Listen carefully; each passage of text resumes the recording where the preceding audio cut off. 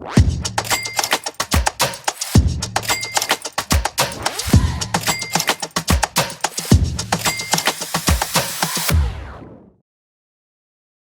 was a recent op-ed at the Washington Examiner from a U.S. Air Force Academy cadet who claimed the focus on DEI as a freshman is leaving her and others, quote, feeling more divided than ever, end quote.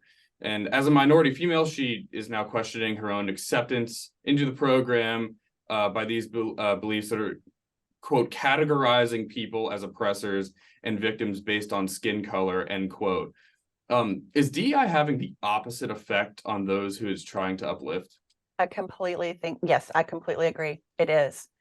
With so much focus on skin color, on race, again, we're highlighting the thing, we're perpetuating the very thing that it claims to want to eliminate. Again, I go back to that earlier point that if you accept the fact that you are a victim, then you become your own oppressor. And so teaching this in schools, and a lot of people will say, oh, it's not in the schools, it's not really being taught, but it seems like this generation all got the same memo. And if it's not coming out of the schools, where is it coming out of? So I agree that we need to teach American history, but we need to teach it in a balanced way. No one's trying to eliminate or whitewash history, so to speak. We're not trying to pretend that slavery, that the atrocities of slavery did not exist.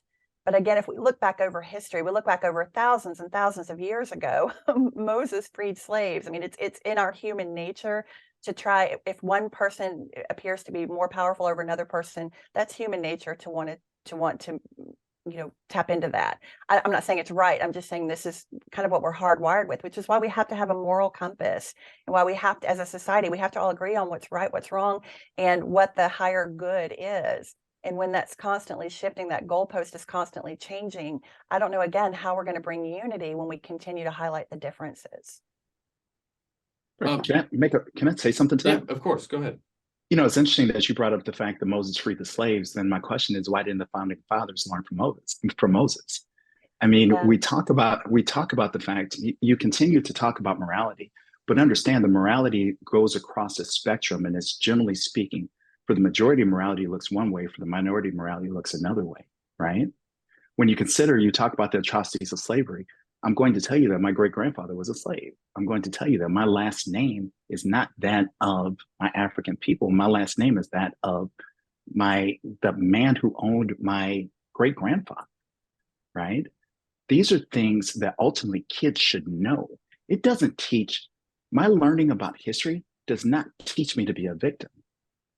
My children learning about history does not teach my children to be victims. And watch this. Diane, your children learning about history, accurate history, does not teach them to feel bad about who they are as white kids. It informs them of the fact that generations before us got it wrong. And ultimately, it comes down to the fact that this new generation, these millennials, these Gen Z, and the generations that come after them, we don't want them to repeat the same mistakes that we made, that we continue to make. So when you talk about the systematic destruction of all things diversity, because we're trying not to make people feel victimized, or we're trying not to make people feel bad, that's such a cop-out, because it's so much bigger than that. American history informs American present, will inform American future, but let's teach it accurately and let's teach it holistically. May I respond to that, Brecken? Of course.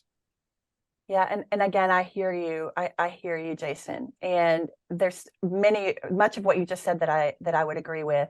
Teaching history does not result in people feeling like a victim or an oppressor.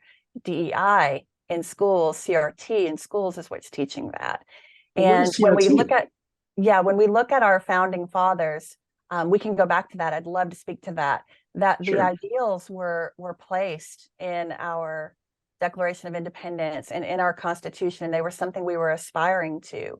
But even as Americans, we were the oppressed by a monarchy, and we were kind of the Mm, rebels who were kind of fighting back against that. So I think sure.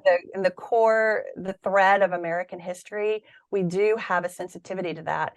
And during that time when we were setting up as a culture, when we're setting up as a society, we knew that we needed to bring the union together first. We needed to fight that first fight, and then we could Yes. tackle the issues of slavery. But I don't think there's any argument that there is a stain on our history, and we do want to teach that in a balanced way.